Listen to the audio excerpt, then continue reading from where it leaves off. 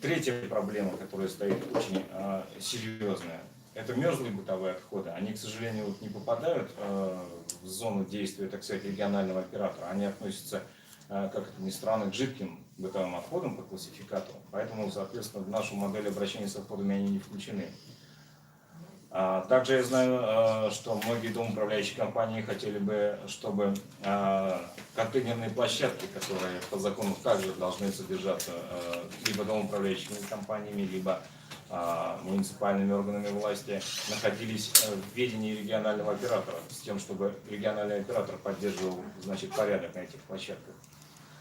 К сожалению, опять-таки, бремя содержания этих площадок не относится к деятельности рекоператора по закону. Мы говорим о том, что необходимо менять контейнерный парк. Нам необходимо оказывать услуги лицам, проживающих в индивидуальных домах и строениях, так, которые сейчас оказываются не в полной мере, потому что не везде у нас, там, где есть ИЖС, находятся контейнерные площадки, и людям иногда приходится идти 300-500 метров для того, чтобы выкинуть мусор или везти его с собой до ближайшего контейнера. Также к проблеме мы можем отнести сбор и вывоз из сельских районов, которые все равно есть в наличии. То есть, я еще раз повторяю, накопленный ущерб в этой сфере очень велик. Мы будем наводить порядок в этой сфере, начиная с наиболее таких болевых и узловых точек. Мы надеемся на вашу помощь, на ваше взаимопонимание, потому что это на самом деле большая, широкая общественная задача. То есть один региональный оператор с ней справиться на самом деле не сможет. Но мы должны обращаться к общественности в этом плане. Хорошо, спасибо. Да. Услышали. Да, попросим Госкомцен высказаться по данному вопросу. Да, Борис. Мы всем раздали наши слайды, да?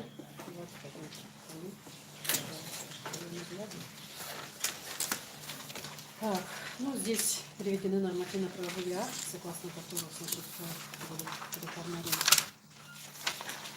Не буду останавливаться. Существующая схема. Услуга является жилищной услугой, состоит из затрат на содержание площадок и на содержание контейнеров, и затрат на сбор, на транспортировку и на утилизацию твердых бытовых отходов. В данное время мы, Госкомцен, регулируем именно утилизацию так называемых твердых бытовых отходов. Хотя на самом деле это, конечно, захоронение. Сейчас в связи с новым законодательством схема меняется. При этом содержание контейнерных площадок у нас уходит на жилищные услуги остается, и само модернизация, обновление, вообще строительство этих площадок уходит на муниципальное образование. В коммунальные услуги переходит сбор твердых коммунальных отходов, при этом сейчас вносятся изменения, ждем изменения законодательства, где будет написано, что сами контейнера, их обновление, их обслуживание будет переходить тоже в ведение регионального оператора содержания контейнерных площадок.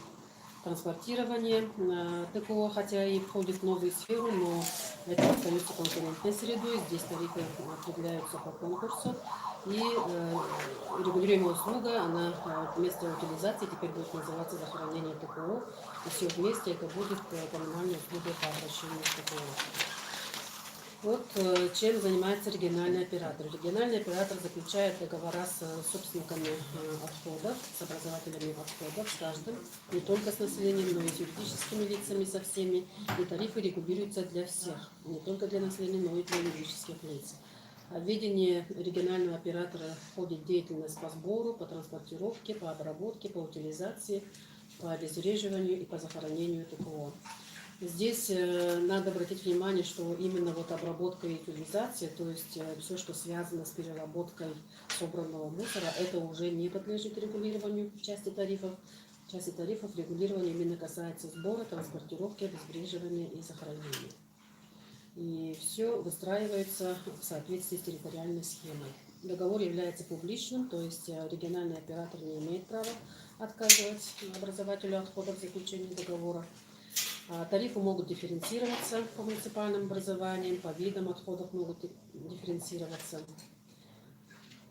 Вот, дифференциация может быть. Так, вот если остановиться на той части, которая сейчас регулируется, захоронение именно, да, вот у нас сейчас действуют вот такие тарифы.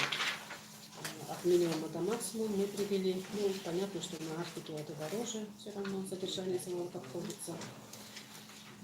Вот. Ну, если свалка, значит, будет в видении самой регулируемой регионального оператора, то тариф отдельно на свалку не устанавливается, входит в общий тариф на обработку отходов. Камнем преткновения у нас становится тариф на транспортировку. По нашим подсчетам, по экономически обоснованным затратам, мы выходим на тариф не больше там, 272 рублей. Тем не менее, региональный оператор города Якутска объявил конкурс на тариф 379 рублей. При этом город Якутск не разделен на лоты, объявлен единым лотом на тариф 375 рублей или 379. С этим мы категорически не согласны. Мы требуем город Якутск разделить на маленькие лоты. Чем больше, тем лучше, чтобы в конкурс пришли предприниматели. Мелкие именно. Почему мы так говорим? Посмотрите следующий слайд. Какие тарифы на вывоз у нас действуют сейчас в городе Якутске. Вот мы просчитали среднюю стоимость, хотя у меня есть желание здесь выбросить вот дорогие услуги дорогих наших монополистов. Прометей 700 рублей, допустим, Жилкомсервис 546 рублей. Вот два управляющих компании тоже имеют дорогие тарифы, а остальные, видите, такие спокойные, хорошие тарифы. Вот есть желание прямо взять 240 рублей. Да? Но тем не менее мы посчитали средний тариф, у нас получилось 272 рубля. И мы намереваемся, если включать эту услугу, этот тариф, то включать именно в этом размере, а не в том, в котором объявлен конкурс. Вот камнем преткновения у нас являются именно услуги по вывозу. Что касается нормативов, нормативы выстроены таким образом, что сейчас они будут варьироваться от того, насколько большой населенный пункт, насколько, ну, понятно, что в больших населенных пунктах больше, меньше безработицы и больше и доходы граждан, поэтому там и образуется отходов больше. Ну и градации населенных пунктов от 2000, свыше 20 тысяч, от 2000 до 20 тысяч и от 0 до 2000. Здесь разница между позициями по 5%, а при этом еще делится на многоквартирные дома и на индивидуальные дома. Разница между этими видами, типами домов около 6%, больше в индивидуальных домах, учитывая приусадебные участки. Еще одной главной составляющей новой является расчет платы за негативное воздействие на окружающую среду.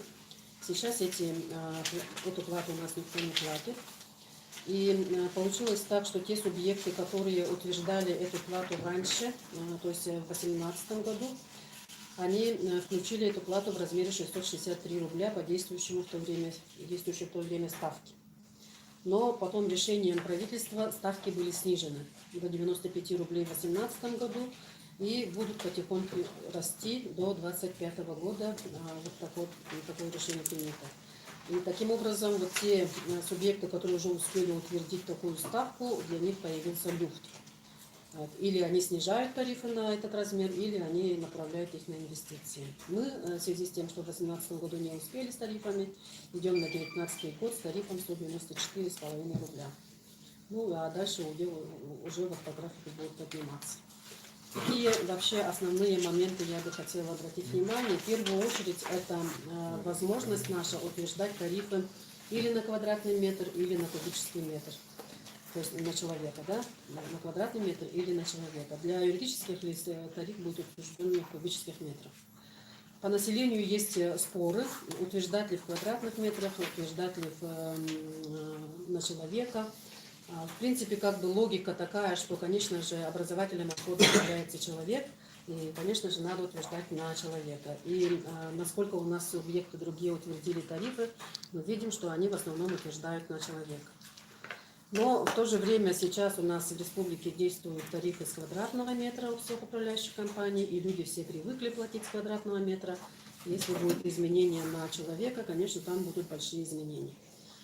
Ну, нам, вот, допустим, в общественном совете Минжкх обвиняли в том, что если на человека, то пострадают малоимущие граждане. Здесь я хочу сказать, что малоимущие граждане, они имеют право обратиться в субсидию, за субсидии адресной, поэтому здесь они в этом плане защищены.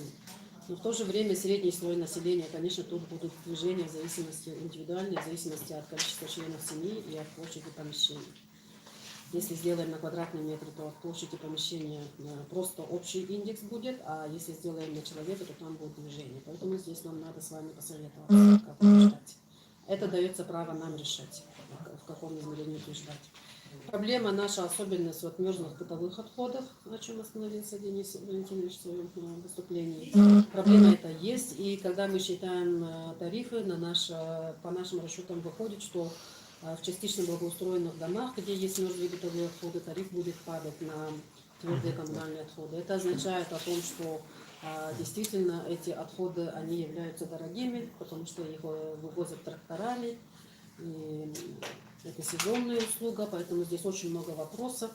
Но, тем не менее, законодательство не позволяет нам включать эти затраты в тариф, и мы поэтому эти тарифы не учитываем. Имеется в виду, что население тогда, получается, за именно мерзлые отходы должно платить отдельно. То есть законодатель имеет в виду, что даже в частично благоустроенных домах люди должны научиться хотя бы сортировать сухой мусор от жидкого. Вывозить чистое ведро с жидкими отходами и вывозить отдельно сухой мусор и складировать. И сухой мусор это в видении регионального оператора, а жидкие отходы это в видении управляющей компании. Ну и есть еще требование, что у нас тарифы не должны быть выше приведенной стоимости, определенной по результатам конкурса. Здесь я хочу сказать, что хотелось бы иметь право делать ниже приведенной стоимости. Да, здесь у нас есть тоже некоторые коллизии. По срокам нам должны были поступить заявки до 1 сентября. Заявки все поступили с опозданием, но поступили сейчас, кроме Арктики. Должны мы утвердить до 20 декабря 2018 года. Но в связи с тем, так, сейчас я позже остановлюсь. Есть еще вот вопрос, который связан с контейнерами и с содержанием обустройством мест накопления. У нас, получается, это теперь муниципальное образование еще там должно быть замешано. И содержание самих контейнеров мы еще ждем проект постановления правительства Российской Федерации. Проблема у нас со схемой. Схема сейчас решением суда отменена. И еще она не принята заново, поэтому пока не появится схема тарифов, тоже не может быть. Ну и самая главная проблема, о которой я еще говорю, что мы требуем все-таки разбить на лоты в городе Якутске и сделать нормальный конкурс, в который придут именно мелкие предприниматели с дешевыми услугами. Вот это наше самое главное требование, и я думаю, что если из-за этого у нас конкурс не сложится, то мы, возможно, даже с 1 января можем не утвердить тарифы, и тогда действующая схема просто продлится. И новая схема, она заработает с того момента, когда заработает новый тариф. В этом я не вижу ничего страшного. Ну, наверное, административное какое-то наказание на меня будет, но тем не менее, я считаю, что пока нет схемы и пока нет реальной конкуренции по вывозу, тарифы держать нельзя. Можно сразу? Да, давайте. Далеко не уходить. Конечно же, основные вопросы.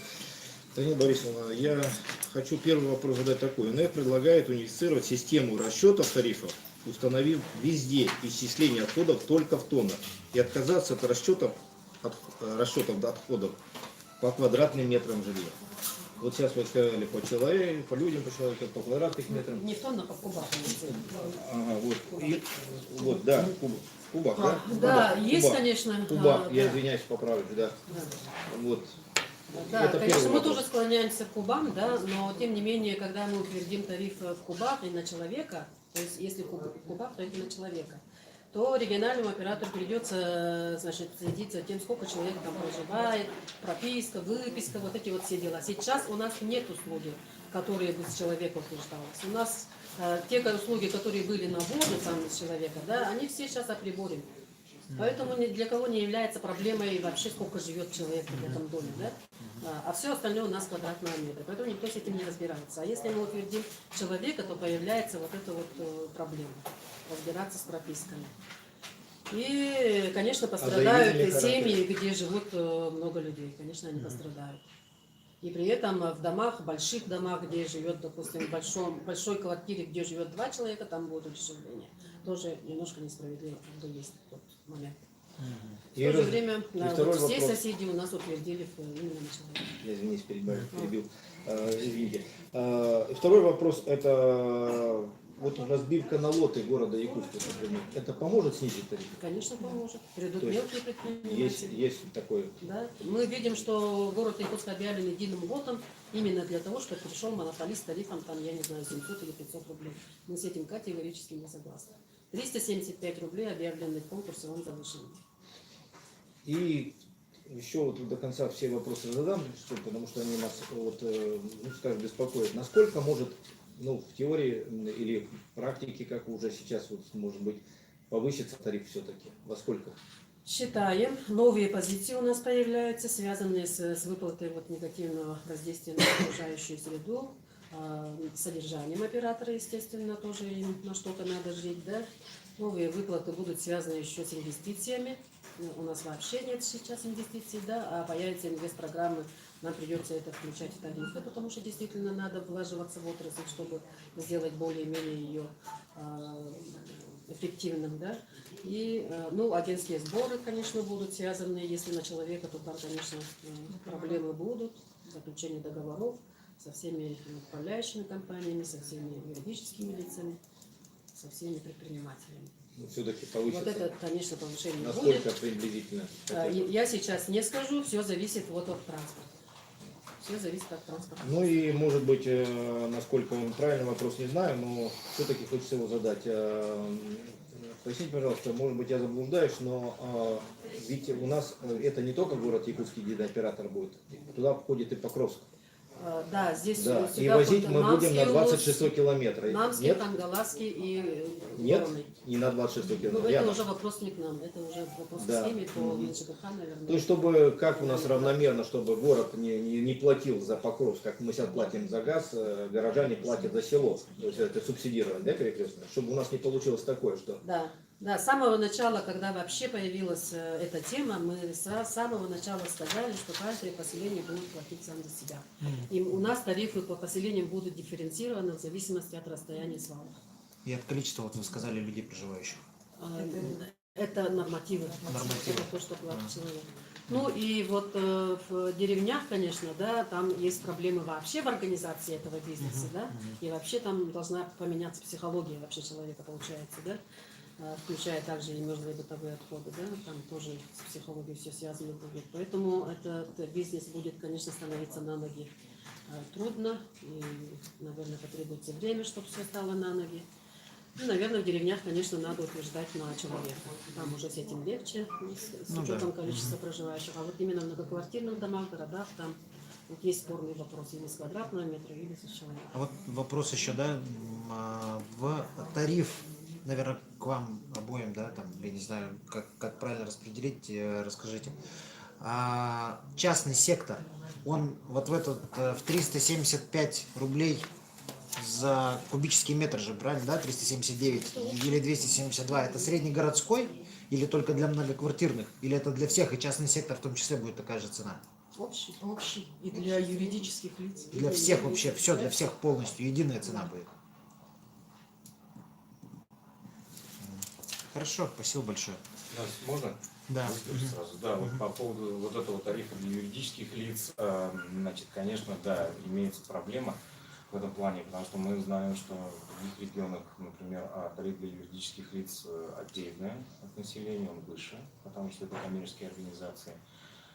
Для жителей, проживающих в индивидуальных домах и особенно сотах, он ниже, потому что затраты, ну, мы понимаем, что образуется у них отхода больше, чтобы, так сказать, снизить плату.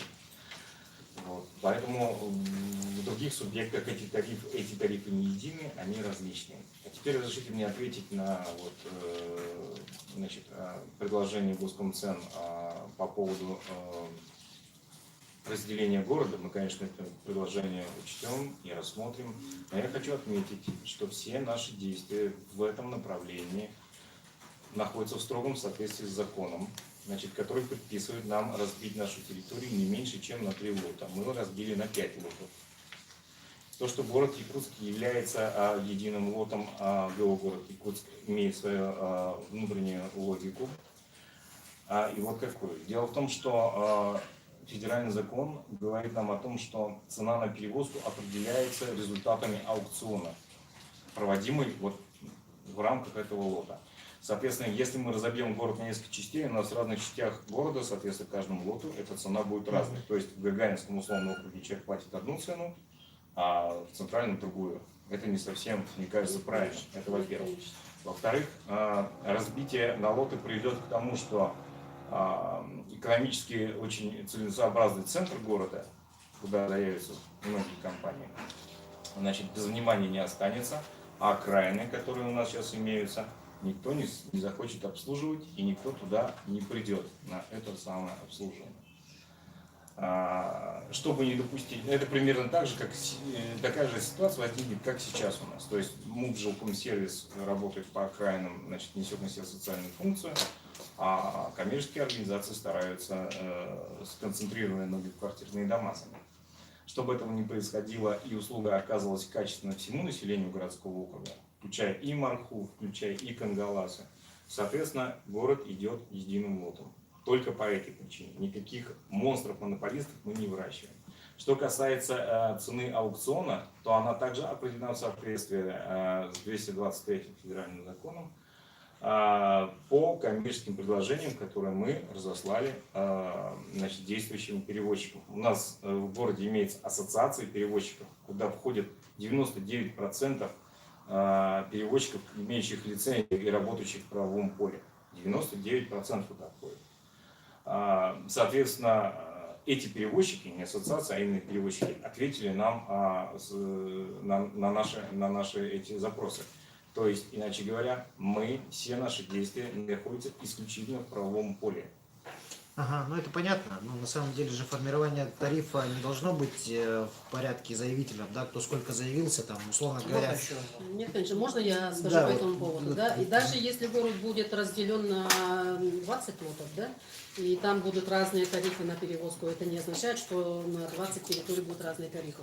Очень легко все это смешивается в единый тариф по городу Иркутску. Поэтому из этого проблему не надо делать, да, это первое. Второе, вот когда начали разбираться с этим делом, из-за того, что вот город рассматривается как единый, значит, лот, нам объясняют, что гараж находится, значит, в том конце города у этого перевозчика, и если он выиграет, он должен, значит, вот сюда вот ехать, ему 10 километров надо, а потом обратно до свалки еще там 20 километров надо. Мы с этим категорически не согласны. Лоты надо разбить именно так, чтобы выигрывал тот, у кого гараж ближе. Как это возможно? Элементарно. Гаражи не будут Элементарно. ближе, знаете, потому что есть санитарные требования. Они все в одном месте, что ли, эти Нет, гаражи? нет, санитарные требования, к сожалению, не позволяют разместить коммунальную технику в центре города, Но поэтому не должен- нам приходится где-то на окраине.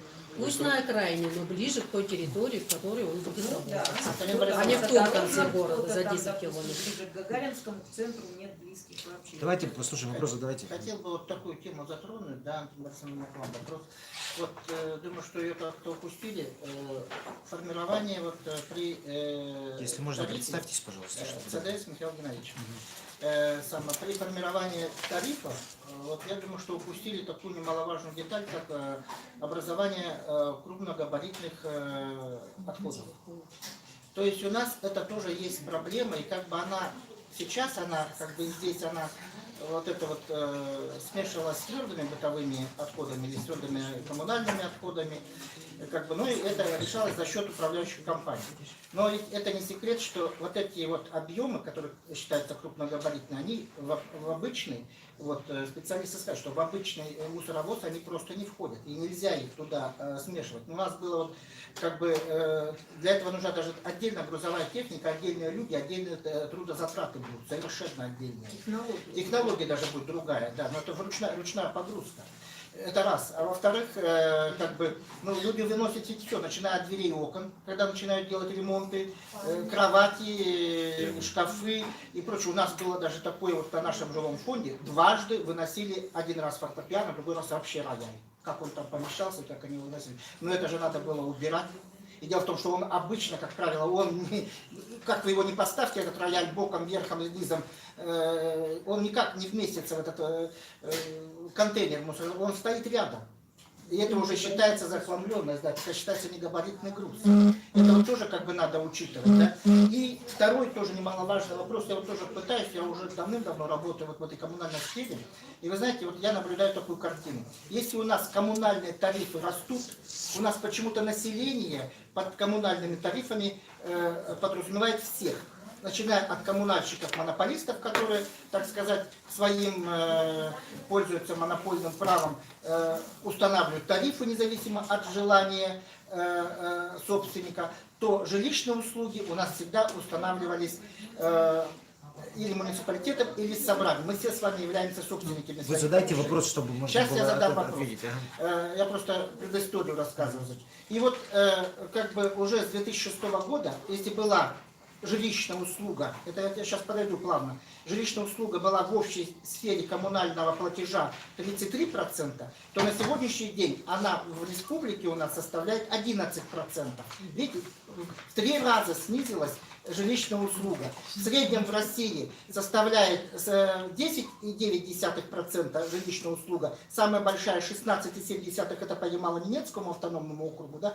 А у нас в республике составляет 11%. То сейчас, вот если тарифы плановое двухэтапное повышение будет тарифов, значит, коммунальных, да, жилищные услуги опять снизят свою составляющую в общем платежном документе. То есть это будет 7%, 9%, то есть это наверняка будет ниже 10%. И вот у меня тогда вот такой вопрос. А как, за счет чего тогда, вот это если вот содержание контейнерных площадок, жилищная услуга, за счет чего тогда содержать? Это будет отдельный тариф на содержание вот этих контейнерных площадок, или это будет, я не знаю, как это будет выглядеть, за счет чего? За счет содержания технического обслуживания, это уже дальше просто нет. Как это будет? Да, ну как это? Я понимаю, что это общее имущество, но, извините, за 3 рубля у нас, мы завтра просто всех угробим, все управляющие компании просто распутятся, потому что нет смысла. Можно Тем более вся уточнить ответственность вопрос? ложится Понятно. на управляющую компанию. Понятно. А сейчас у вас кто содержит эти контейнеры? Сейчас пока мы содержим. Ну, Но мы их содержим за счет Мы же их содержим за счет вот того, что мы За счет этих денег мы вот содержим. этих денег содержим. Они Так, же- еще раз, тогда у вас получается еще дешевле вывоз? Мы Я же не знаю, откуда вы обзванивали. эти цифры взяли. Мы- У нас 150 Обзор рублей или- стоит. Обзвоны Элементарный мы делали элементарные, звонили всем управляющим компаниям, которые здесь представлены, и управляющие компании Вот в этот говорили, тариф- сколько идет вывоз. Мы чисто спрашивали вывоз, понимаете? То есть сегодня речь идет о чем? Вы сейчас говорите о том, что вы контейнерные площадки содержите за счет вывоза и за счет того тарифа, который вы, а нам говорили немножко другую информацию, поэтому тогда вывоз еще меньше у вас получается? Тогда вы говорите, тогда получается вывоз у вас еще меньше? Нет.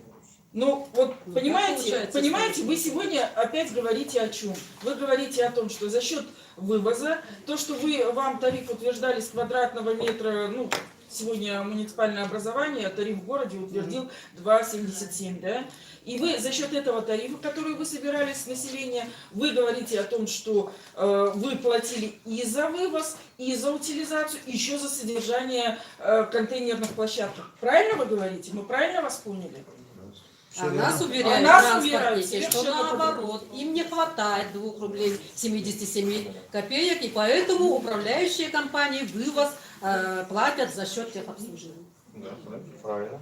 Вот Не, между ну тут собой скорее разберитесь, тут крупногабаритные Можно я уже. Нет, вы это самое, насчет Вывозите крупногабаритного груза, наверное, нужно передать слово Министерству ЖКХ и энергетики. Сейчас мы ответим на вопросы, потому что нормативы на сегодняшний день все равно это полномочия Министерства ЖКХ. Давайте, вы услышали, да, вопрос задали по негабаритному, да, ну это вот Министерство ЖКХ, я думаю, сейчас дадим вам слово выступить, вы ответите, да, сразу на этот вопрос, чтобы не разбредаться. И как раз вопрос для ЖКХ. ну, давайте, Немножко формат поменять. Зачем? Очередность. зачем? Потому что у нас как раз вопросы касаются именно ЖКХ. Можно я еще добавлю? Да, То, что вот вопрос да, задавался. по вопросу, да, вот все-таки... Да, вот коммунальные тарифы утверждают не предприятия, коммунальные тарифы утверждаем мы. Поэтому здесь нельзя говорить, что там монополисты сами утверждают тарифы. Это первое, да. Второе, доля жилищных услуг, ну никак не 11%. Возьмите каждый из вас любой свой квиток и посмотрите, сколько стоит у нас уже техобслуживание. Конечно, доля жилищных услуг почти чуть ли не 40% зарплаты составляет. Это Поэтому российская нельзя это статистика. говорить. Российская статистика меня не интересует, меня интересует моя квартплата. И квартплата людей, которые живут в Якутске. Допустим. То есть мы на сегодняшний момент услышали то, что по факту вывоз еще дешевле должен стоить не 275, потому что он включает в себя и Да. крупногабариты, санитарное обслуживание, содержание точки контейнерной и содержание контейнеров, замена, ремонт и так далее, и так далее. То есть, мне кажется, еще сейчас предстоит пересмотреть тариф и по-другому отнестись к методике расчета. Ну, есть тоже. Хорошо, давайте мы тогда к МинЖКХ перейдем, пожалуйста. Добрый день. Насчет внедрения новой коммунальной услуги я добавлю то, что мы сейчас на завершающей стадии нормативного регулирования этой отрасли. Сейчас вот ведется тарифная политика, установление тарифов для региональных операторов. Все остальное было сделано вот с 2016 года нашим министерством ЖКХ. За этот период мы разработали нормативку республиканскую, которая требовалась по 89-му федеральному закону. Установили нормативы накопления твердых коммунальных отходов буквально в октябре этого года. По поводу нормативов подробнее остановлюсь. Есть правила определения нормативов накопления твердых коммунальных отходов, которые утверждены постановлением правительства Российской Федерации. Согласно этим правилам, нормативы они устанавливаются на основании натурных измерений отходов. То есть нами проведена работа с прошлого года по государственному контракту. Был выбран, точнее проведена работа по измерению фактического накопления отходов по 15 муниципальным образованиям выбраны. В соответствии с методикой были выбраны 15 муниципальных образований для исследования. Там более 1000 объектов были замерены в течение 4 сезонов года. И на основании средних показателей были предложены нормативы. Они утверждены приказом Министерства номер 443-П. Приказ прошел регистрацию, он размещен у нас на официальном сайте Министерства и в официальных средствах массовой информации. Для многоквартирных домов этот норматив установлен от примерно 1,68 кубических метров до 1,86. То есть дифференциация у нас была по 3 группам муниципальных образований. Это сельские поселения до 2000 человек, сельские поселения от 2000 до 20 тысяч человек и населенные пункты от 20 тысяч человек. Для общественных зданий нормативы были установлены единые по всей республике. В общей сложности это 42 категории объектов. То есть жилые дома, школы, детсады, там, магазины, гостиницы и так далее. По поводу проблем. Действительно, как все знают, как все отмечают, у нас республика очень сложная, инфраструктуры нет, 90% населенных пунктов это сельские территории. Если у нас система обращения с отходами кое-как была организована в городах, в многоквартирных домах и так далее, да, то большинство территорий, сельские поселения, там вообще не знают такой услуги. То есть население сами утилизируют мусор, никогда не платили за эту услугу. И сейчас у нас самая важная задача на данном этапе совместно с региональными операторами, которых мы выбрали и с которыми мы заключили соглашение на 10 лет об организации этой деятельности, организовать места сбора, накопления твердых коммунальных отходов. Потом определиться со схемой транспортировки вывоза этих отходов от источников образования до объектов захоронения, переработки или там, ну, что есть, да, в населенном пункте. Вторая главная проблема – это у нас отсутствие объектов размещения отходов, законных, так сказать, на которые мы имеем право вывозить отходы. То есть у нас есть статья 12 89 федерального закона, которая запрещает захоранивать отходы на объектах размещения, которые не внесены в госреестр. То есть каждый полигон он должен быть зарегистрирован. У нас таких полигонов 7 всего лишь. Сколько? 7. А используется на сегодняшний день больше 470 объектов для размещения, складирования отходов. Это по республике, да? Это по республике. Ну, их еще полигоны называют, да? Нет, их Это- называют санкционированные свалки. То есть Но если она специальные- не зарегистрирована, она получается не... Получается, они Не санкционированы. незаконные, да. То есть все вот эти вот 470 Да. незаконные Нам по факту. попросту некуда возить и размещать отходы сейчас. Это у нас самая главная проблема. А что мешает зарегистрировать? Вот, какие-то есть... Мешает то, что эти объекты, они были образованы еще в Советском Союзе. В 60-х, 70-х и так далее, да, годах. Какие-то разрешительные документы были, и органы местного самоуправления отводили земельные участки, на которых складировали отходы, и до сих пор складируют. Ну, Советского Союза давно уже нет, уже Да, работы. нынешний закон, он требует то, что эти объекты должны быть объектами капитального строительства. У них должна быть проектная документация, государственная экологическая экспертиза и так далее. Ну, а почему не проводилась эта работа? Ведь много лет прошло. Да, эта работа, точнее, эти требования были в 2010 году приняты. С 2010 года до 2016 года этим занимались органы местного самоуправления. С 2016 года это полномочия республики. То есть в лице Министерства ЖКХ и полномочиями органов. Просто так взять и за 2 года спроектировать и построить полигоны по всей республике, конечно, это непосильная задача. И потребность в капитальных вложениях на строительство полигонов у нас сейчас по оценкам составляет 1,5 миллиарда рублей. То есть, чтобы обеспечить законное размещение отходов, нам нужно построить 399 полигонов. Это вот 1,5 миллиарда рублей. Таких денег, к сожалению, никого нету. Поэтому... Но это же не разово можно, надо, это же можно делать поэтапно. Ну, выход есть в чем, да? У нас закон позволяет накапливать отходы до 11 месяцев на объектах хранения отходов. То есть, как вот другие регионы выходят из ситуации. Такая проблема не только у нас. Ямало-Ненецкий автономный округ, там у них тоже север, Красноярский край, там, и так далее, да? Они организовывают, точнее планируют, да, организовывать площадки хранения отходов. Это в основном в таких отдаленных населенных пунктах сельских, где нецелесообразно строительство полигонов. Там объемы маленькие, а содержать такой большой объект никто не будет. Да? Поэтому организация площадок хранения отходов и объектов утилизации. То есть, попросту говоря, мусоросжигающие установки. Сейчас очень много есть технологий современных, которые позволяют экологически безопасно утилизировать отходы.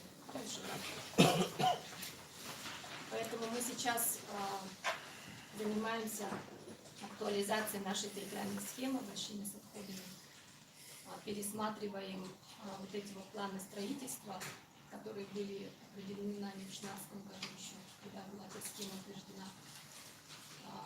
И мы думаем, что до конца этого года мы схему скорректируем совместно с региональными операторами.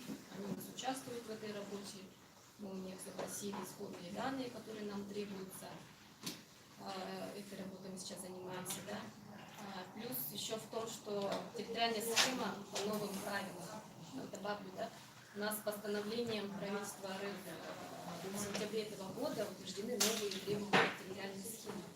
То есть у нас законодательство по ходу внедрения этой системы постоянно меняется. Согласно этим новым требованиям, нам предстоит включить в эту схему все объекты капитального строительства, которые расположены на территории республики. Это все источники образования отходов, вплоть до каждого. Мы с августа месяца занимаемся сбором этой информации.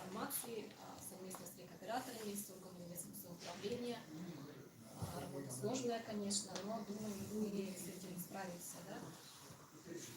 Когда мы соберем эти все данные, у нас появятся реальные картины по образованию отходов. Есть еще одна проблема, которую я сейчас затронула. Это отсутствие единой базы учета твердых коммунальных отходов в республике. Никто никогда не вел этот учет, нету базы по образованию твердых коммунальных отходов. У нас есть единственная статистическая информация, которую мы апеллируем, это форма 2 ТП отходы, которые предоставляют юридические лица в управлении Росприроднадзора. Там есть объемы по образованию, по обезвреживанию, там, утилизации и так далее отходов. Но эти данные не совсем показывают фактические показатели, потому что не все юрлицы сдают эти данные. Поэтому мы этим сейчас занимаемся.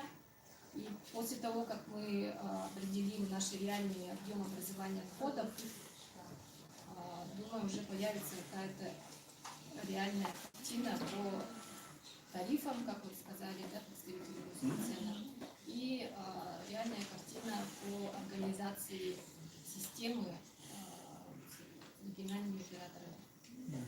Понятно. Смотрите, мы слышим о том, что только все будет сделано, да? Но закон уже должен вступить, и оператор должен начать работать с 1 числа января.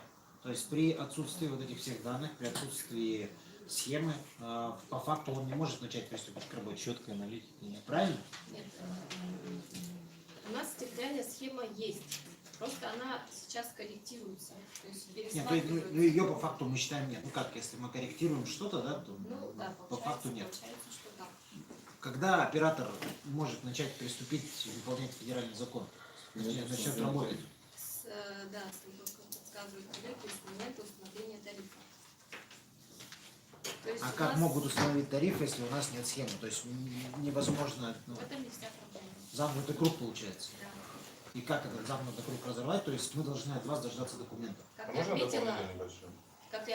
вот, порядок, новые требования, они были приняты в сентябре этого года федералами. Поэтому сейчас мы работаем над этим. Хорошо. По ЦДСу ответьте, пожалуйста, на вопрос по негабариту.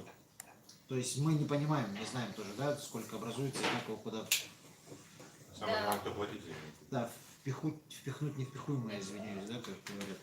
В этих нормативах, которые мы утвердили по жилфонду, крупногабаритные отходы, они тоже учтены, они тоже были замерены. Там. То есть вот этих вот 15, где вы там субъектов взяли, да, поселений, образование, муниципальных образований, и Да. по ним делали среднегодовую статистику, там образование негабаритных отходов. Да? Крупногабаритных. В Советском Союзе ты нормативы еще были. С 82 года.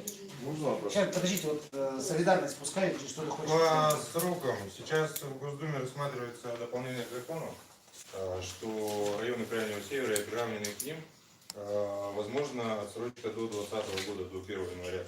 Если примут этот закон, дополнение, вы готовы к этому? Мы приступим. Или у вас четкие планы? Нет, мы приступим к работе по мере того, как будут готовы наши коллеги. То есть, когда у нас будет тариф, когда у нас будет территориальная схема. Дело в том, что сразу хочу вам сказать, можно вопрос, кстати, Госкомцентр, а вот крупногабаритные отходы, наверное, 272 рубля входят в перевозку, правильно? Конечно. Конечно. Все вместе, вот ответ на ваш вопрос. То есть, 272 рубля входит все, включая крупногабарит. Да. Да, пожалуйста. Да, скажешь. Там есть маркер? Маркер, да, есть. Давайте.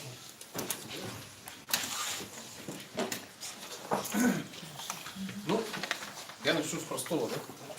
С Это одного- вопрос или выступление? Ну, Или что выступление небольшое, да? А вы тогда представьтесь. Меня зовут Лебедев Андрей Викторович, депутат Якутской городской думы, председатель комитета по ЖКХ и экологии города Якутска. Вот возьмем один дом, КПД 80 квартир. 80 квартир. В среднем по 50 квадратов, да?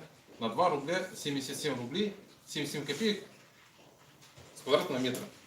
Начисление в месяц с одной КПДшки по мусору составляет 10 тысяч рублей. При среднем уровне сбора по городу у нас денег собирается 8 тысяч рублей в среднем. Возле каждой КПДшки стоит минимум 2 бака, а в среднем в 3. В среднем в 3, да? Вот Госкомцентр сейчас говорит, что у нас в среднем по городу вывести бак стоит 250 рублей. Если их вывозить каждый позже день, 3 бака, то цена вопроса 22 тысячи рублей. Собрали 8, потратили 22. Ну, в среднем 20 тысяч, с учетом габаритов, всяких вещей. То есть сейчас управляющая компания, грубо говоря, за счет других своих услуг, да, перекрывается, за счет тех условий, за счет всех этих вещей. То есть фактически этих денег не хватает. Поэтому у нас везде тупик такой идет, да. То есть мусорная отрасль вообще не развивается. Наша основная цель нашей компании, да, это все-таки развить мусорную отрасль, построить наш большой завод, да. То есть у нас стоимость привлеченных инвестиций почти 1,5 миллиарда рублей. То есть это полигон, это мусоросортировочный полигон.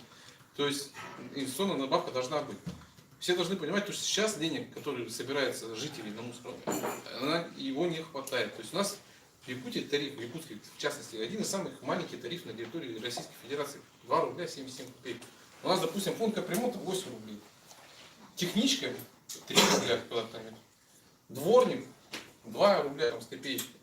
То есть просто техничка пришла помыла полы, платится гораздо больше, чем за механизированный способ уборки мусора, за захоронение его на полигоне. Это первый момент, который бы хотелось отметить.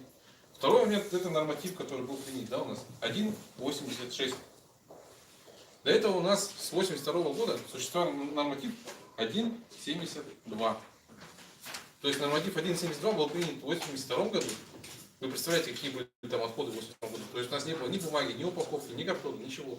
То есть номенклатура мусора поменялась кардинально. То есть у нас появились бумага, картон, появилась упаковка. То есть мы считаем, да, когда мы делали 4 года назад свою работу на территории города, у нас вышло то, что по факту мусора у нас 2,5 куба на человека в год образуется. То есть у нас идет вот эти нестыковка цифр, что приведет к тому, то, что у нас региональные операторы на территории республики не смогут работать. И через 4-5 месяцев мы придем полностью к коллапсу. Да? Мало того, то, что мы с января не сможем вывозить мерзлые бытовые отходы, да, получается, квартал возьмем и просто перестанем свозить. Что мы будем делать? Мы как бы эти вопросы ставим, нам никто ответа не дает на это. Очень много у нас сейчас идет, грубо говоря, помягче сказать, стычек между управляющей компанией и нами, да. То есть, по сути, сейчас все бремя ответственности, да, грубо говоря, если вокруг мусорки грязно, то несет сейчас управляющая компания с Нового года, получается. И даже если мы начнем вывозить мусор, то все равно вот это бремя ответственности будет лежать управляющая компания. То есть это какой-то такой диссонанс получается. Мы все-таки ссылаемся к тому, чтобы нам в тариф включили вывоз мерзлых отходов, нам включили в тариф содержание площадок контейнеров, модернизацию их, потому что те контейнерные площадки, которые есть у нас на городе, они все-таки должны модернизироваться, все-таки мы должны прийти когда-то к тому, чтобы у нас появились европлощадки, да? Евроконтейнеры, чтобы у нас не было поголовья таких больших собак, потому что основная кормовая база для собак это у нас сейчас в городе наши мусорки открытые. То есть если мы поставим евроконтейнеры, то и собак в городе станет меньше. То есть мы должны прийти к цивилизации. Если мы сейчас все оставим на том же уровне, 250 рублей, как оно было, да, вот, уже 15 лет одна цена, то мы ни к чему не придем. Развитие отрасли не будет. То есть федеральный закон очень хороший, да, то есть модернизация отрасли и обращение с отходами. Но мы этим не пользуемся. Мы вот хотим, пускай нам так будет. И ни к чему не придем. Ну, мне кажется, вот МинЖКХ, наверное, может подтвердить данную догадку о том, что вот объем 1,72 там, и 1,86 на человека, на да? человека в год. На человека в год. Сейчас как раз будет понятен, да? Вы расчетываете? Нет, она уже утверждена. Утвержденный норматив один. Все уже. По вот этим 15 муниципальным образованиям вы сделали выборку, годовой, и должны как раз сейчас дать заключение, сколько по факту образуется или нет. Вот они дали. Или вот это вот не получилось. Они все вот уже получилось. Вот я лично То после есть, семьи. я понял, на сегодняшний момент вот это уже заключение ваше из работы, которую вы заказывали. Хотите, я поясню эту ситуацию, просто есть две работы. Не, можно вопросик, а вот из схемы, да, Андрей? Вот 8 тысяч, 22 тысячи, да, по факту 22 тысячи. 20 тысяч, это средний Да. один дом стоит вывести. Сбор 8 тысяч. Да. Откуда разница-то берется? Разница сейчас управляющие компании перекрывают другими юридическими лицами, кто-то возит там уходит. То есть сейчас любую управляющую компанию... Это законно ли вообще? Ну, перекрестное субсидирование. Перекрестки перекрываются. За счет других. Это жизнь. Это жизнь. Это он показал. Сейчас вот рынок сам выровнялся, да, более-менее Это полностью. просто жители не знают этого, Это что жители они не платят знают. за что Ну, по получается. факту, любую управляющую компанию Это не жители платят. Это не это платят. Это управляющая компания за счет своих доходов компенсирует просто свои убытки. Да. Совершенно верно. Риски бизнеса. Жители вон 8 тысяч. Обслуживаем юридических лиц. Они Оттуда не берем, до- туда вот перекладываем. сколько жителей не доплачивают. Все-таки сверхнорматив он будет выставляться? Тогда получается, где-то переплачивают, а раз баланс Коллеги, получается. обратите внимание, да. прозвучало наконец Да. слово Да. сверхнорматив. То есть представитель виду управляющей компании. Можно я его сформулирую более точно, да, этот вопрос? Давайте. По сверхнормативу. То есть, допустим, получится так, что мы будем жильцам выставлять по тарифу, который утвердите вы, по квадратным метрам, да, грубо говоря, там 300 рублей, да, на квартиру вот он тариф. А они нам будут выставлять по, даже не по бакам, а по тоннажу, правильно я понимаю? По бакам. По бакам пусть будет. Вот это разница, потому что мы будем платить гораздо Вы больше. кто? Вы управляющая компания? Управляющая компания Вы «Солидарность». будете платить то, что платит человек. Вам Нет, предъявит региональный оператор говорит, что они с нас будут региональный спрашивать. оператор за вывоз платит сам. Это его убытки. Они с нас будут спрашивать, что Брать баком. то, что мы утвердим. Это и можно я поясню. Все-таки у нас становится коммунальный. У нас будут прямые платежи социальные. А где нет прямые?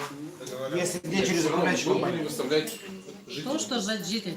Получается, вы только будете подтверждать факт, имеется в виду объема образования Каждый отходов. месяц будет разная сумма. Ну, то есть вы нам будете подтверждать, да, вот сегодня вывезли 2 бака, а завтра 3 бака.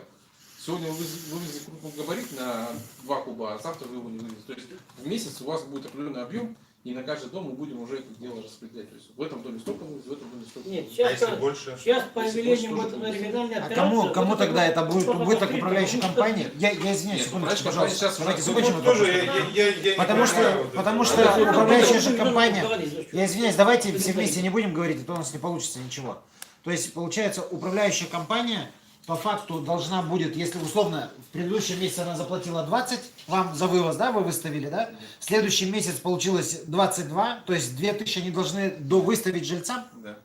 Нет, у нас А сейчас... управляющая система компания, вопрос к меняется. управляющей компании, они Ни в вы коем можете довыставить? Проект говорит по-другому, что будет Неправильно. Тариф квадратный есть. метр, либо человек. Мы утверждаем на человека или на квадратный да, метр. да. Ничего другого человек не будет платить. Вот, и Если будет перевывоз, то это уже расходы регионального оператора. регионального оператора. Потому что он среднегодовой Вы уже с этим выведет, согласны? высчитан, Он и как хотите, так вывознику, ему крутитесь. придется платить по Всё факту понятно. вывоза. Хорошо, спасибо, давайте. Значит, Сейчас вот, мы- когда управляющие компании работали, да, у них баланс был, они вот, за счет других служб вот этот кусок держали, вот этот баланс. Сейчас он возьмет, да, вот этот региональный оператор, то у него баланс нарушит, то вот сразу убыточный будет. Да. И он крутится сразу при таких тарифах. Поэтому и Всё, требуют разрешите увеличить вам. тариф. Да, и Разрешите сейчас мне баланс комментарий? держится за счет других. Мы должны Истину где-то найти Просто, в середину. да, просто, Очень сложно. просто когда проводился конкурс по отбору регионального оператора, значит, максимально приведенная цена, которая, значит, была в этой самой конкурсной документации, с теми условиями, которые были прописаны в конкурсной документации, и с тем соглашением, которое мы заключали с Министерством ЖКХ, значит, это была одна ситуация. Сейчас, да, Какая сейчас, именно? значит, средняя цена за кубометр была 1340 рублей за кубометр. Нет, такого не может быть. Нет, Как это не может быть? Вы меня извините. Это есть на сайте, можно посмотреть. Это сюда включалась вся та цена, которая, вы не забывайте, что у нас не только есть город, у нас есть еще и там 3 района, да, и в зоне нашей, да, с учетом капитальных вложений, с учетом того, что мы должны еще обслуживать какие-то УУСы, эта цена была вот такой.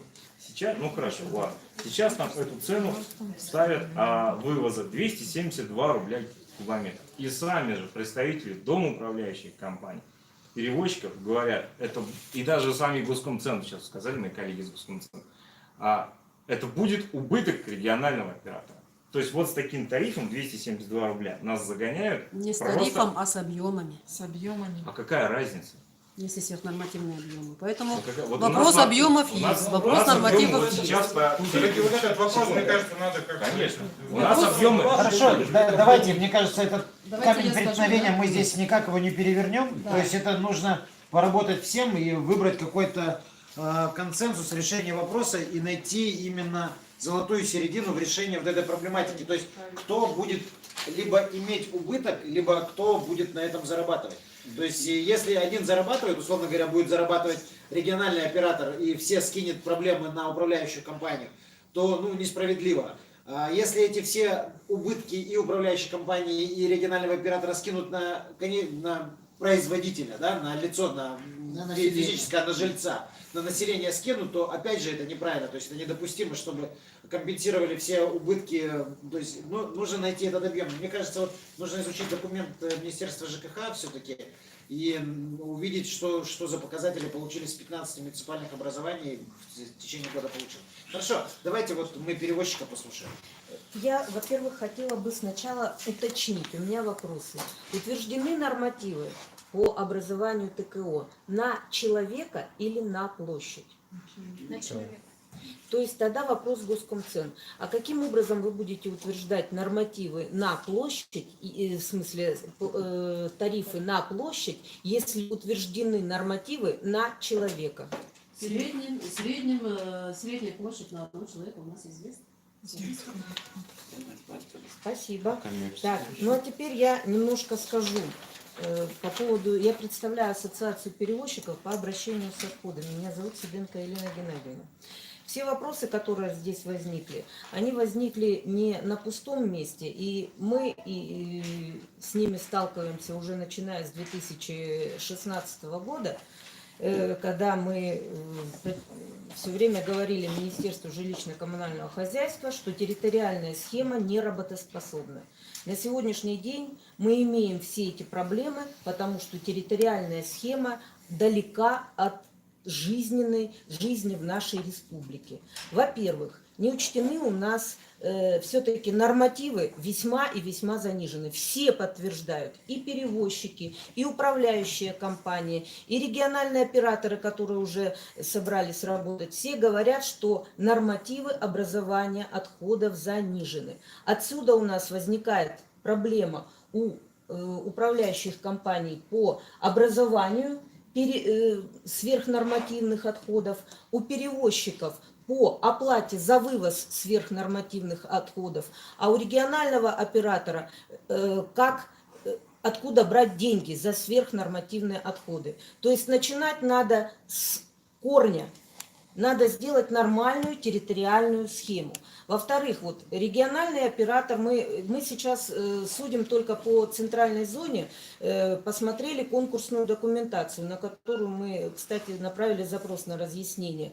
Посмотрели, и оказывается, что региональный оператор не имеет ни четкой схемы вывоза отходов, ни четкой схемы расположения площадок. То есть он даже в договоре прописывает при обнаружении новых санитарных точек, при обнаружении фактов, что недостаточно установлено контейнеров. То есть мы уже видим, что и здесь, даже в Якутске находясь, у нас сырая территориальная схема в части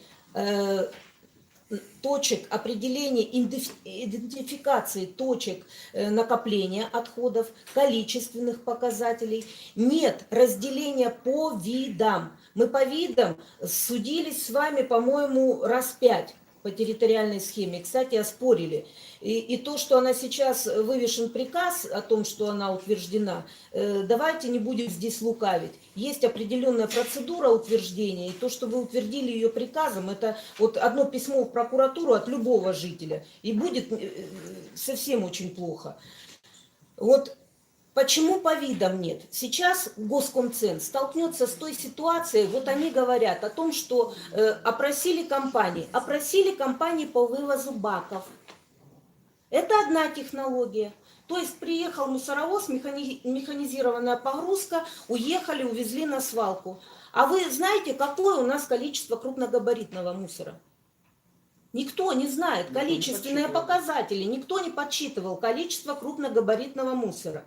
Это опять-таки мы возвращаемся к тому, что итоговый нормативный документ, по которому должны жить жители, работать региональный оператор, ориентироваться перевозчики, работать управляющие компании. У нас, по сути дела, он сырой. Его нет. Его нет. И Госкомцен, как он будет утверждать тарифы, мы завтра придем, извините, за 250 рублей. Крупногабаритный мусор не повезет никто. Вот спросите, даже таджики не возят по 250 рублей куб крупногабаритного мусора. Как вчера. Дальше, виды отходов. Строительный мусор где-нибудь вообще учитывался? Строительный мусор. Это не коммунальное. Подождите, куда они его давай. выкладывают-то? Стоп. Вот здесь пусть управляющие компании скажут насчет коммунальный он или не коммунальный, потому что заказывают их вывозить его нам, и вывозим мы, и уже там другая вообще схема, там уже механизированная погрузка, мы заказываем погрузчик, там схема чуть полегче, чем вывоз на мороженое брикетов, потому что хоть долбежки это есть, но тяжелее, чем негабаритный мусор, и тяжелее, гораздо тяжелее, чем вывоз ТКО. Это нерегулируемая по договорным ценам. Замечательно. Мы, если его не будет, мы просто расслабимся. Но понимаете, вот понимаете, в чем дело? Приезжаешь на площадку, а в баке или возле баков лежат мешки с плиткой битой, с камнями, с блоками, что вообще невозможно подъехать. Дверные проемы. У нас двери, почему баки рвутся? Баки рвутся. от людей? Конечно. Баки рвутся из-за того, что... Ремонт дома делаете, Любая новостройка полгода. Я извиняюсь, подождите, давайте дадим человеку выступить, потом будем задавать вопросы и... Вот, баки рвутся. Опять же, каким образом они рвутся? Потому что у нас строительный мусор размещается в баках для накопления ТКО. Вот Министерство охраны природы, какой весовой показатель сейчас для кубического метра утвержден?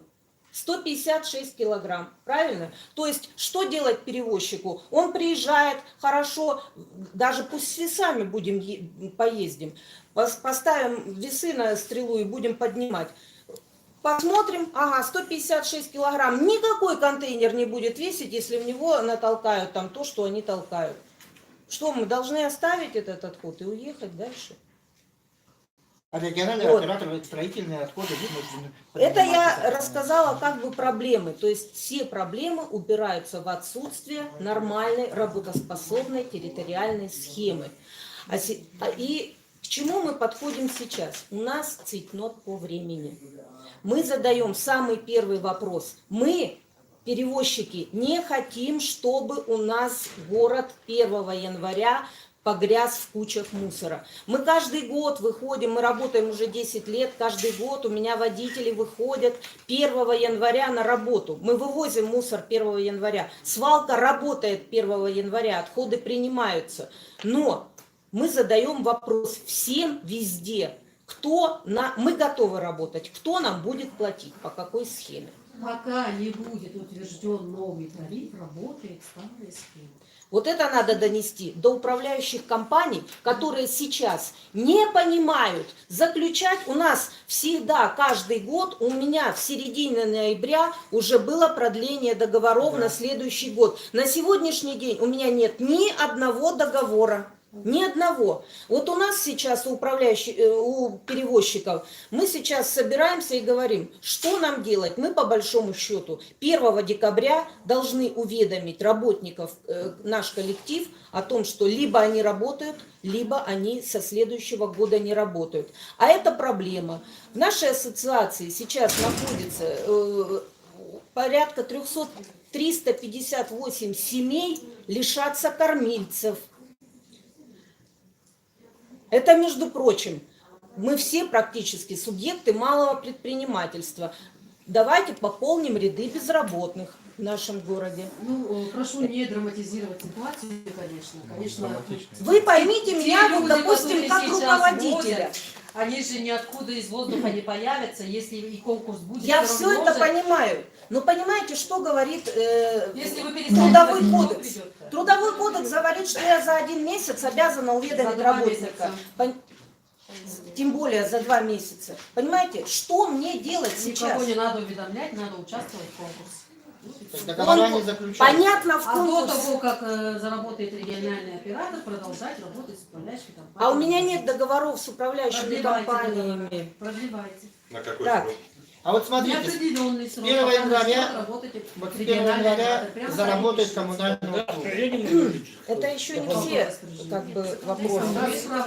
Это не все. Давайте, вы закончили, нет? Нет, У меня еще очень много что мне попросили сказать наши доблестные перевозчики. Я сейчас хочу сказать, какие у нас проблемы. Ну, вы уже услышали, все-таки по поводу тарифа. Одно дело тариф для вывоза ТКО в баках, другое дело, если в этот же тариф входит крупногабаритный мусор, то это очень-очень печально. Здесь надо подумать и пересмотреть, и взять Тогда хотя бы отдельные объемы. нормативы нужны на крупногабаритный. Вот. Конечно. А давайте не будем все-таки торопиться, а хоть раз сделаем нормальное, правильное решение. И Вот все-таки есть такое желание. есть такое желание сделать нормальную территориальную схему, определиться с объемами, какие у нас реально есть объемы, какие у нас объемы от населения, какие у нас объемы от юридических лиц, какие у нас объемы по населению. Да, давайте дальше. Дальше. Проблема у нас у перевозчиков в том, что конкурс объявлен на 1 год.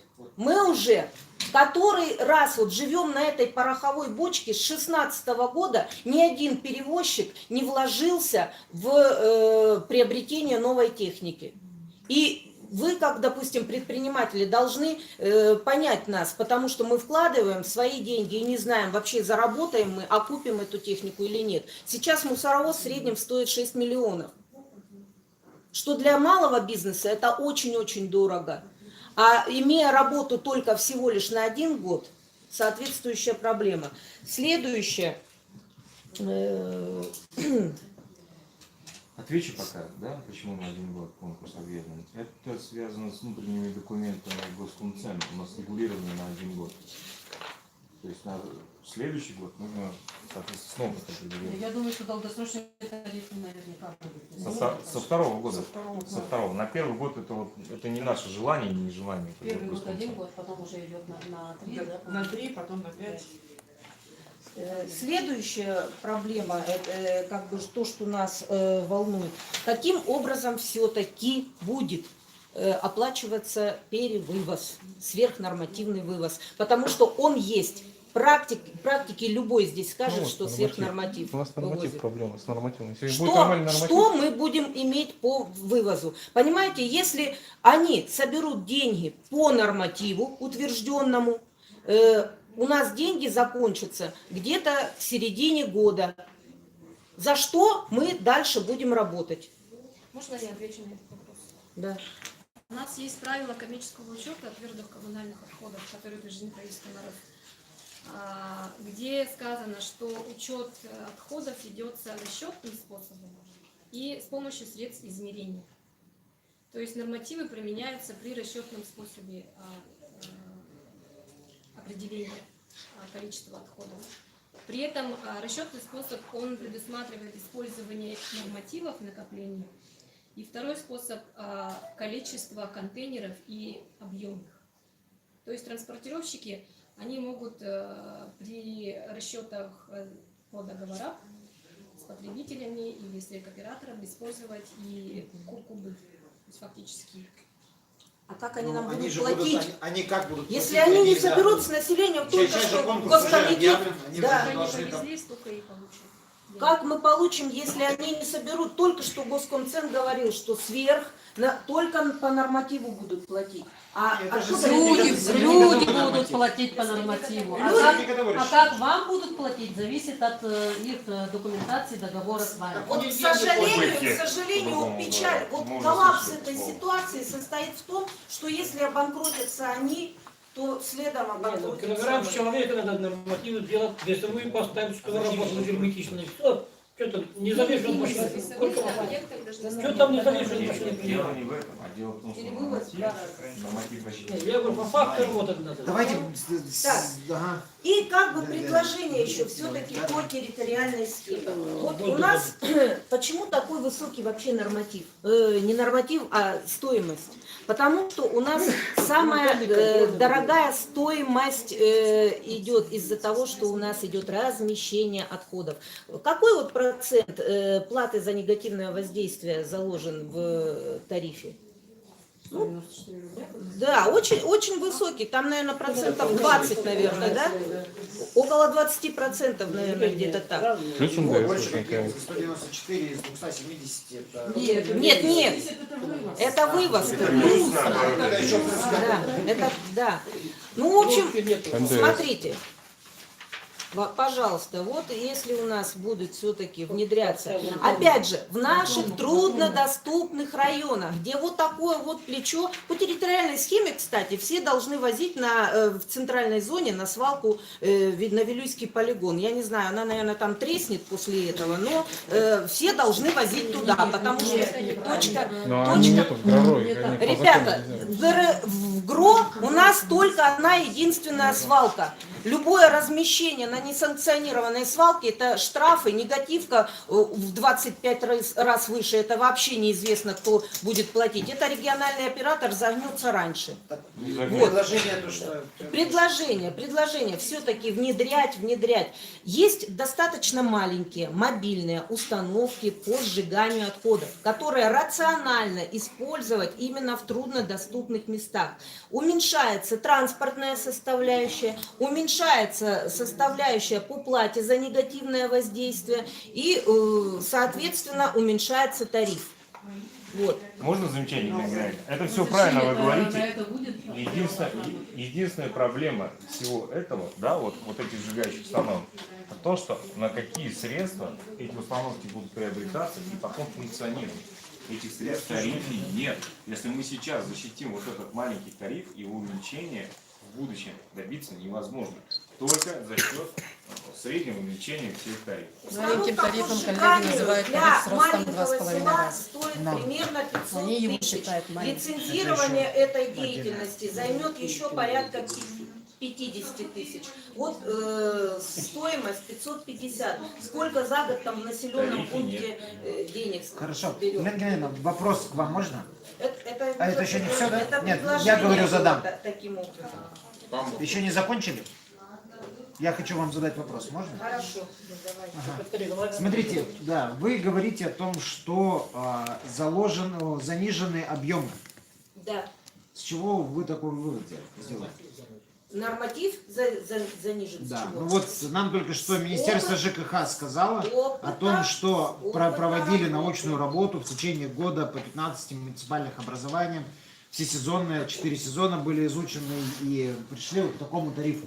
А давайте спросим, Министерство нормативы. ЖКХ, оно вообще проводило какие-нибудь общественные слушания, которые, кстати, предусмотрены при утверждении территориальной схемы? Нет, мы давайте не у ЖКХ будем спрашивать, потому что вы Я уже говорю услышали по позицию. практике. Я говорю по практике. Вот, да. То есть, если у нас, допустим, а вы можете сами посчитать. Нет, Вот я не хочу, я хочу от вас услышать ответ. Мы по практике говорим, То есть, что нормативы... хорошо, увеличены. вы так говорите считаем. то, что вот условно этих Вот так 2 считаем. куба, ну 1,9, да? Да. Это очень мало. 1,86 это гораздо меньше.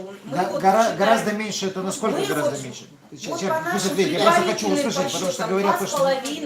2,5 куба на человека, вот примерно так выходит. Вы посчитайте, вот сколько вы в день выносите мусора? Вот у вас семья, сколько человек? Большая. Ну, хорошо, вот семья из 3 человек. Каждый день выносит по пакету мусора, ведро, да?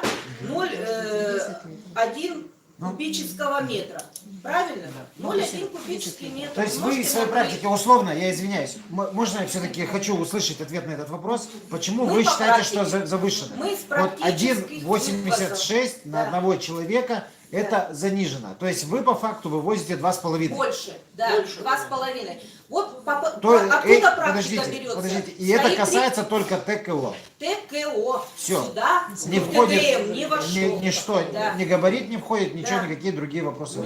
Компания- Хорошо, можно вот Юра ответить, что-то говно или хочешь что-то В сказать? данном случае я хотел бы поддержать выступающую коллегу, да, в данном случае. Просто если брать 1,7 куба, вот, который был с 1982 года, да, ну, тире 1,86 сейчас, это, если пересчитать, это 700 грамм с человека в день. Ну, это просто граждане, то есть, да, ТКО, да, то есть, Один литр в день. ну, да, примерно так. Ну, 700 грамм кубических. Ну, мы же не разделяем, они прессованные, не прессованные, Не разделенные, не разделенные. Не прессованный, это обычный. В данном случае просто вы ну, поймите, вот, ну, подгузник ребенка сколько весит? Нет, Ну, мы не то есть, подгузник, мы можем коробку бросить вот так вот, а мы можем ее сложить, и она будет занимать... Нет, это в граммах. Да, в граммах. Можно я немножечко Это поясню? наш указывает. 1,89. Нет, это Один кубы. восемьдесят Кубы. шесть. То есть Если кубы его могут же перевести быть. при текущей Вот такие. сложности, Это же плотность другая же. Да, конечно. Если Но 150 вес будет другой. килограмм. Вот норматив по килограмму. 279 килограмм годовой норматив для жителя многоквартирного дома. Ну, вот разделите Это на 365 дней. сутки 800 грамм на человека. То есть килограмм на человека, ну грубо, Меньше 800 грамм. 800 грамм на То есть человека. семья из 3 человек, там получается 2 килограмма в сутки. Не, ну 800 грамм на человека Никто 2 это... килограмма в Ну, сутки. ТКО, это вы о чем Мы говорите? говорим про объем. Не, они вот, это равняется, 1,86 равняется 800 граммам отходов ТКО. Как вы говорите, что 800 грамм на человека отходов ТКО это мало? Это не может быть мало. Мало, мало. Как мало? Вы о чем говорите? Килограмм. Это мало. Да ну. Потом вы Я- знаете я- еще, по я подожди. составу отходы очень сильно Да, отличаются это среднегодовой от высчет. тех, Хорошо, да, я- среднегодовой. Вот 1,72. Этот норматив был тогда, когда у нас не было ПЭТ-бутылок, у нас не было пластиковых упаковок, которые, кстати, не прессуются. Там было У них стекло и коэффициент железо, они гораздо прессования. тяжелее. Хорошо, Коэффициент спасибо, я прессования. услышал. Стекло Вот и рядом с железо вами собирали дама отдельно. сидит, я извиняюсь, представьтесь. Это с городского округа Пускха. Мы вот проводили мониторинг отходов, да, вот, которые поступают на свалку и которые образуют жители города Якутска. У нас по нормативному расчету, да, вышло где-то 11 тысяч кубометров, это в неделю. И получается, на свалку у нас поступают отходы, ну, примерно так же, на 11 тысяч кубометров. Но с учетом того, что у нас 50% отходов это от населения идет, это получается, население образует за неделю 5 тысяч кубометров отходов. Нет, соответственно, вот этот норматив, он действительно. Разрешите я поясню. Во-первых, на свалку отходы поступают подпрессованные. Мусоровоз. Да, мы понимаем это. мы Прессование разное. Во-вторых, зачем мы тут городим огород, когда в городском округе 3 года назад была сделана работа по всем стандартам проведения подобных научных работ, да, Министерства коммунального хозяйства, Академии коммунального хозяйства, которая называется работа по определению нормативов образования отходов. Ее делали целый год. Делали ее под контролем ЦГК, ЦГК не даст мне соврать, и Росприроднадзора. Лично в полевых выездах они смотрели, как делается эта работа. По этой работе, значит, образование от населения многоквартирных домов, вот этого ТБО на момент составляло 3,7 куба в год. 3,7 при плотности, совершенно правильно, которая сейчас территориальная схема нам указывает, вот эта вот работа МинЖКХ, 1,5, 150 килограммов кубометров. 156 в одном кубе. Да. Раньше было 250, вот когда был 1,7, да, вот этот вот советский норматив. А сейчас мусор стал более рыхлым, но его стало больше. А примерные пропорции по плотности и объему остались старые. Ну, они примерно с советскими коррелируют, да, примерно. Но только вот образование не 1,86, а 3,7 куба в год. И это нужно было признать честно. Ну, тогда не пошли на это, оставили советский норматив работать. Это научная работа, она как бы прошла все общественные слушания и все согласования, и все проверки. Ну, вы нам направьте или ссылку скажите, Обязательно, пожалуйста, письмо, обязательно. мы изучим этот момент. Вопрос переводчику еще задам. Есть объявлен конкурс на сегодняшний момент, да, на 5 лотов. Вы их видели все, да? Естественно. Мы даже Я понял. запрос на разъяснение Существует ли на сегодняшний момент на территории города Якутска хоть один перевозчик, готовый принять эти объемы? Мы в Вы целом как ассоциация. ассоциация Да. можем принять эти объемы. А вы как ассоциация можете участвовать в конкурсе? Можем. То есть единым заявиться Можем. и внутри себя.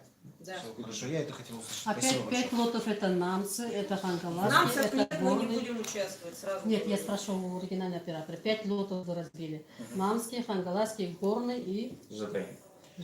И Ну, город Якутск. да, я понял. Но в этом моменте я сразу вас, не знаю, может быть, пресеку. Это будет картель, это будет сговор. Да. Мы будем вынуждены как ОНФ написать Знаете, на вас, и этот конкурс будет отменен. Каждый Да, мы собираемся поодиночке писать мы на вас. это не можем осилить. Ну вот Мы я, не можем это я осилить вас каждый сразу об этом поодиночке. извещаю, даже если и Госкомцентр утвердит этот тариф, даже если состоится конкурс, мы будем вынуждены написать и в антимонопольной, и во все остальные структуры о том, что существует картельный сговор, который влияет на потребителя, ухудшает его положение и так далее. Это будет все отменено. Если На- на будет се- разбито по кусочкам, на- мы будем участвовать каждый по отдельности. на Правильно, так и у нас- должно На быть. сегодняшний момент, вот, я Так как и бы и должно для быть. вас-то говорю, и для оператора говорю, ну, перспектив в этом нет. Пока есть возможность, нужно переиграть. Мы не нарушаем действующий Я закон. понял, ну, это дружеский Просто совет, по просто мы таким это будем условиям, делать. по таким условиям. Давайте я управляющие не компании буду. послушаем. Кто из Сейчас, управляющих да. компаний готов выступить? Да, уже вроде сказали. Уже сказали все. Ну ладно, хорошо. Основное, вот, да, я сформулирую, основное опасение, да, управляющих компаний, что получится такая ситуация, что мы выставляем жильцам по тарифу, который выставит Госкомцентр, а оператор будет нам выставлять Нет, нет, так, не как бойтесь только этого. он... Нет, это есть главное, чтобы законодательством не было жестко это определено. Очень хорошо, Да, что управляющие компании платят то, Вопрос, что если платят. только... Я, Вы извиняюсь, как всё. агент только. Мы хорошо послушали, управляющие компании высказали, все понятно. Я хотел бы у Министерства экологии узнать по полигонам. То есть мы услышали о том, что не существует на сегодняшний момент полигонов, только 7 штук на территории республики. И по факту у нас несанкционированные свалки. То есть это влияние на ухудшение окружающей экологической среды. Это все негативные последствия из этого вытекающие. То есть что... 469 полигонов в республике. Раньше, которые были как свалки, согласно федеральному закону 131 о муниципальных службах, оно как бы закреплялось за муниципальными районами, последними.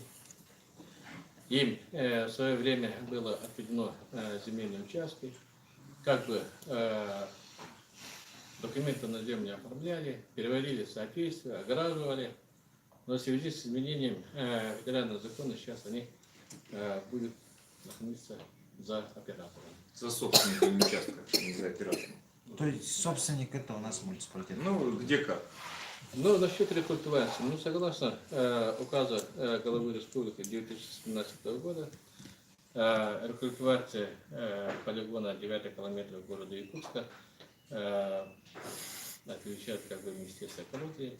Но в 2006 году город Якутск проектно-сметную документацию оформил, государственную экологическую экспертизу тоже проходили, но в течение 5 лет оно пришло в несоответствие.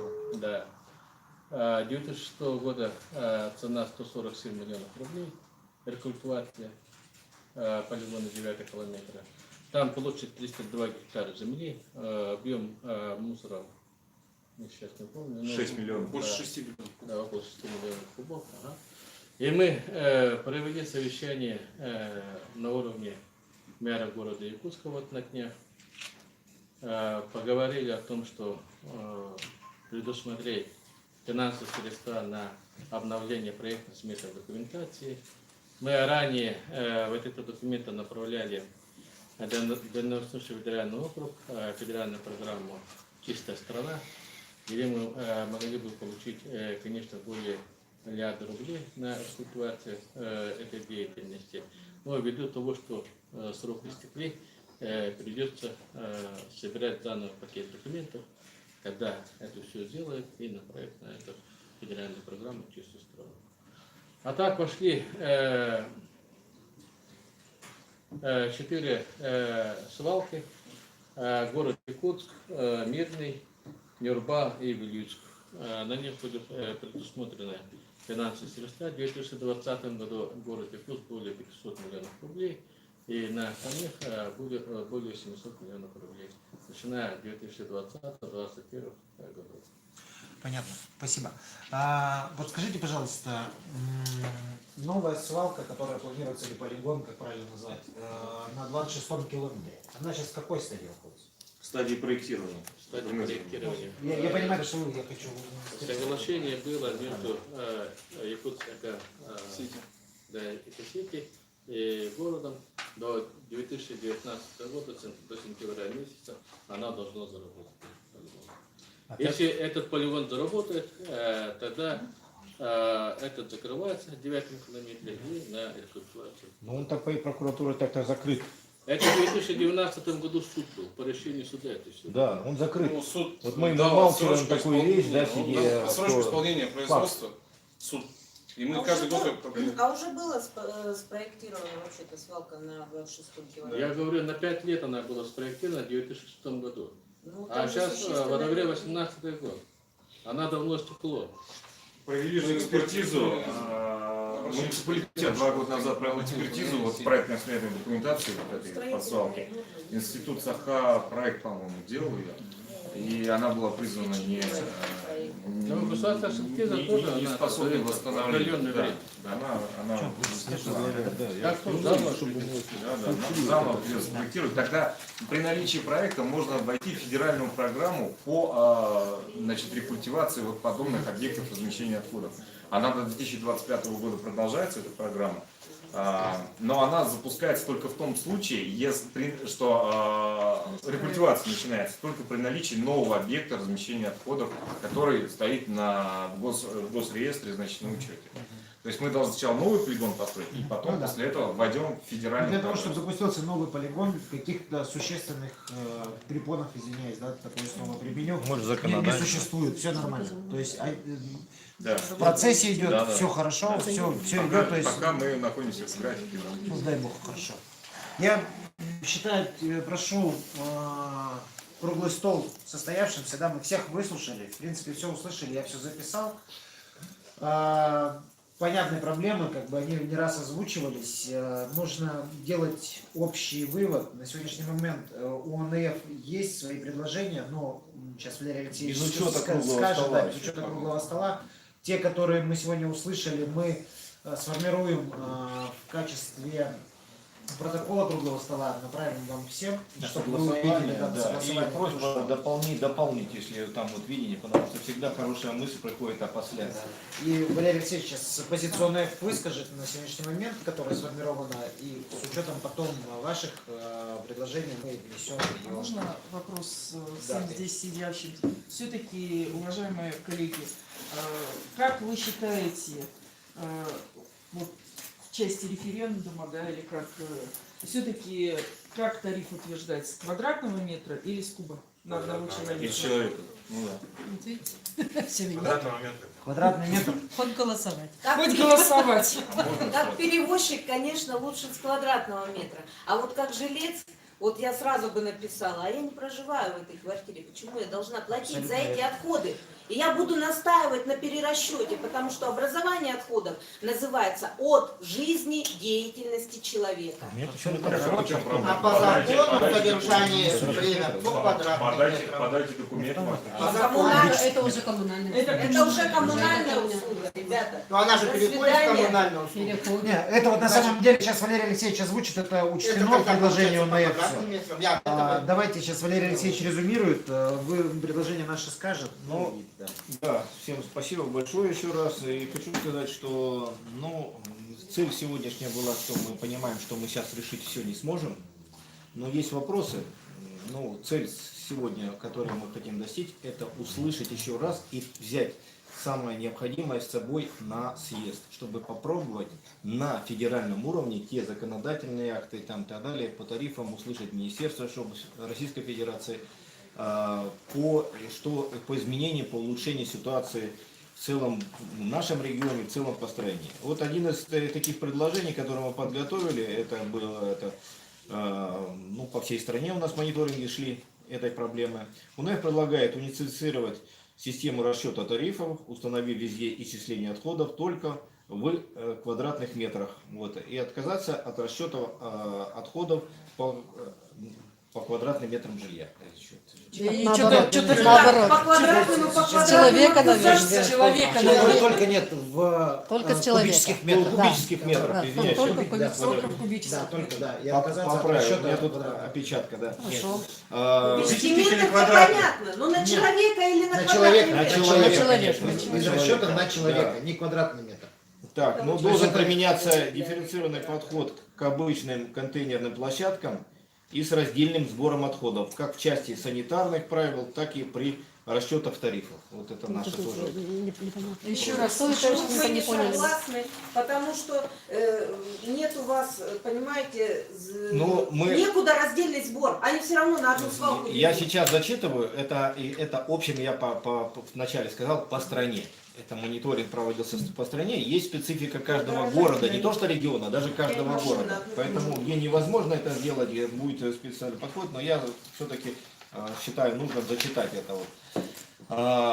Граждане, разделяющие отходы, это продолжение того, должны платить гораздо меньше, чем те, которые выбрасывают мусор в будущем контейнере. Это предложение, еще раз, не ко всем. Невозможно это Не для определить. нашей Вот, ситуации. но Как это у нас в определить? некоторых городах, Казань и так далее, у нас это вопрос А как они практикуется. определяют? Они переходят в дома, прям целые, на раздельный сбор мусора. Это там домуправы нет, там подписывать возможно. общего сброса мусора есть раздельный контейнер. То есть понятие общий мусор такой не существует. То есть он раздельный существует. Еще раз, К удорожанию. вывоза. Да. Это 5 машин поедет. удешевление произведет на переработку. Это произведет на переработку и будет вторичная. Да, дополнительный доход. Цель преследуется на самом деле, вот с чего начался ваше выступление, да, в том, что вы хотите, ну точнее не вы, а оператор должен, да, и желание его истребления к тому, чтобы упорядочить обращение,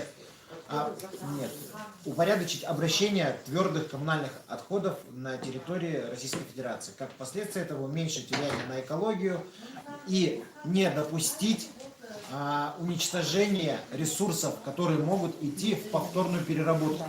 Вот это основная идея.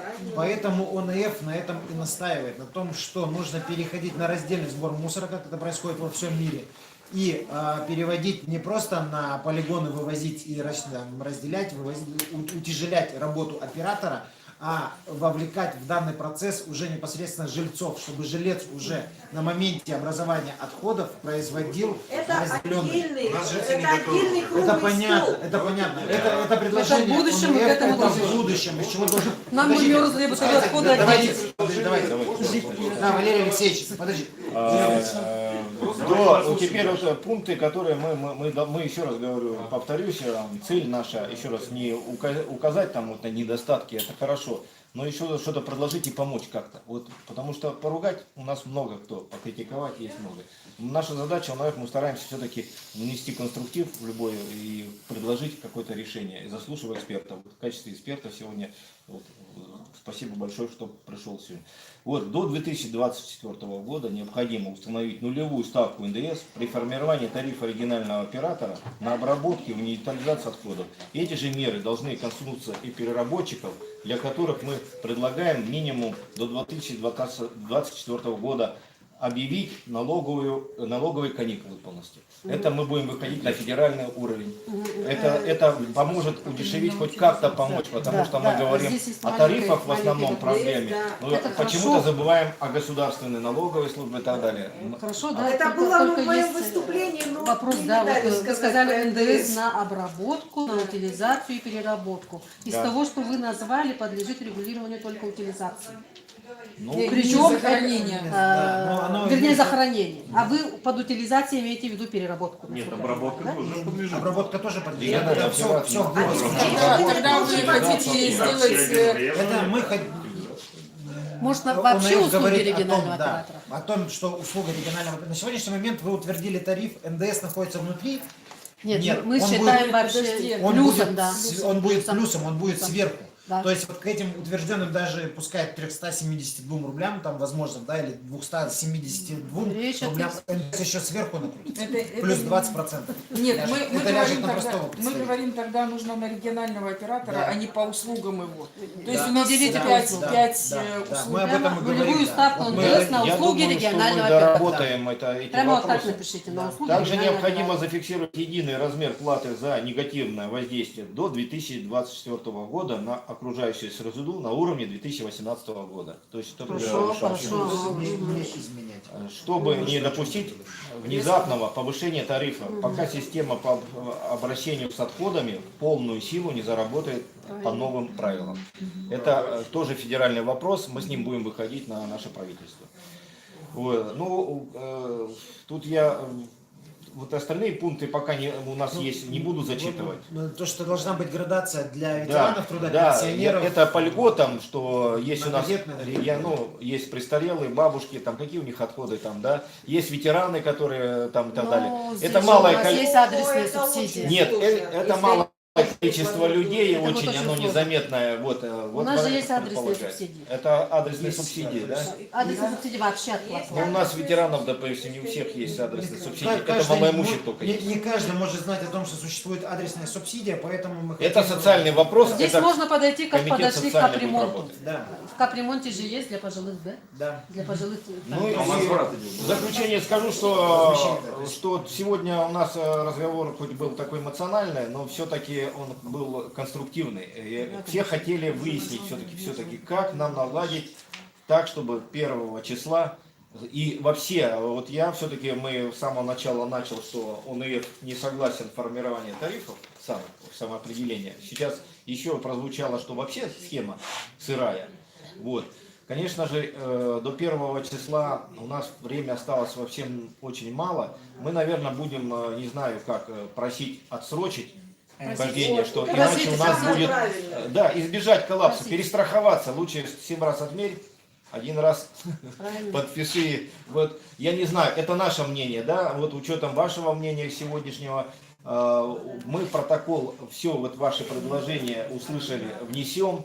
И, конечно же, я еще раз говорю, что мы сегодня не для пиара это собрались, потому что наши предложения, хотя бы вот этих 2 пункта, пойдут на федеральный уровень и услышаны будут. Почему? Потому что у нас работа ведется, ну как бы правильно сказать, системно и по всей стране. Это 89 регионов, одновременно работает эта проблема, и это вот эти предложения выходят полностью все регионы. Это значит, что мы провели мониторинг, мы услышали экспертов во всех регионах, вопросы заданы, и то, что мы можем помочь, чем поставить правильный вопрос, я думаю, что мы постараемся это сделать. Ну и общими усилиями надо стремиться все-таки к тому, чтобы не допустить сбоя.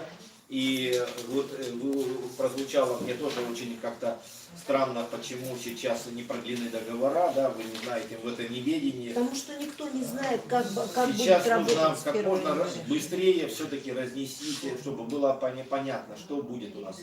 Будет ли оператор работать с 1 числа единый, или все-таки мы остаемся пока, чтобы еще раз перепроверить все. Вот предложение, чтобы все-таки Госкомцен и региональный оператор собрали управляющие компании и донесли им вот эту мысль, что не бойтесь заключать договора, что работайте пока по старым своим ценам, тарифам, чтобы у нас с 1 января Правительство? региональный оператор пусть донесет до управляющих компаний. Он же с 1 января. Региональный оператор не знает, нам приступить. На самом деле, Вот видите, очень- никто не знает. Я понимаю, на самом деле сейчас еще очень важный момент, сейчас, секундочку, о том, что существует на сегодняшний момент необходимость донести до каждого жителя республики о том, что с 1 января изменится, во-первых, система, во-вторых, изменится цена. Вероятнее всего, что. Потому что цена будет расти, мы видим это, ну, как бы неизбежно, да.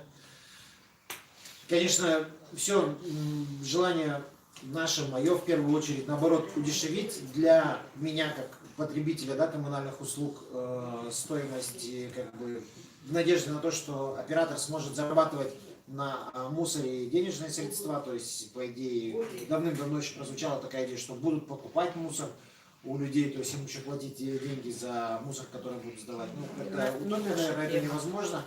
Но нам нужно провести работу и правительству, и оператору, и управляющим компаниям консолидированно все донести до людей о том, что с 1 числа все должно измениться.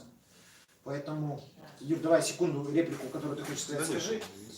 Можно я скажу? Да. Можно? Я предлагаю еще добавить 2 вопроса в ваше предложение. В связи с тем, что мы район Крайнего Севера, у нас особенность именно по мерзлым бытовым отходам. Да. Сейчас это запрещается, включать в ТКО. И, ну, не знаю, ставить ли вопрос о том, чтобы разрешили нам это включить, или не ставить ли. Вот нам надо посоветовать. Или все-таки мы должны... Нет, стоит задача Если научить людей разделять. научить людей разделять. Да. Да? Ну, давайте, это стоит может, основная это задача. потом будет, а все-таки вот сейчас, в ближайшее время, как это сделать?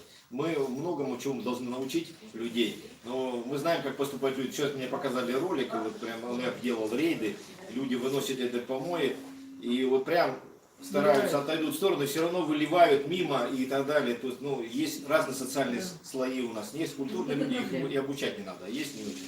Поэтому Надо исходить из реалий. Вот то, что есть, получается, значит, тогда сейчас нужно пронормировать, дома, которые во-первых, сейчас МБО, территориальную к схему. ним не придет региональный оператор. Так получается. По факту, да. А их объемы мы считаем тарифы. То есть на них тоже делим. У них доходы будут. Но на 4 на них не будет. Это первое, да? А теперь второе, по местам накопления. Сейчас постановление правительства Российской Федерации говорит о том, что муниципалитеты должны обустройством и содержанием мест накопления заниматься. Есть ли у них на это деньги? Это первый вопрос, да? Нет у них намерений. Да. И не будет ли Ну, так, что это, общаться? ну, тоже этот вопрос прорабатывали, просто ответственность идет собственника земельного участка, то есть это его ответственность. Либо он должен тогда передать в управляющую компанию, либо должен Да, передать это с землей, конечно, образованию, ну, то есть жильцам, да. Дому, За эти там, вопросы не будете ставить, да? да. Ну, потому что это как бы законодательно проговорено, это понятно. Хорошо, и по итогам нашего совещания я делаю для себя вывод, да? Вот коллега с ГУЖКХ сказала вот цифры, да, сколько вывозится. Я посчитала, у меня получилось 350 грамм в день на человека. МинЖКХ говорит, что норматив включает в себя 800 грамм в день человека. Из этого я делаю вывод, что норматива у нас более чем достаточно. Да. Это первое, да, что я для себя вывел. И у меня последний вопрос еще раз к региональным операторам. Вы будете город Якутск делить налог? Если да, то мы уходим уже за январь. Так ведь? Поэтому это очень важно, от этого зависит. В соответствии с действующим законодательством разделили нашу зону на 5 лот. Я спрашиваю, город Якутск. Город Якутск мы делить не будем. Ну, значит, завтра мы пишем ТУПАС и заворачиваем все наши полномочия. Это ваше право. Хорошо, друзья, участники рабочего стола, спасибо всем большое, что пришли, спасибо, что высказали свое мнение. Будем считать законченным.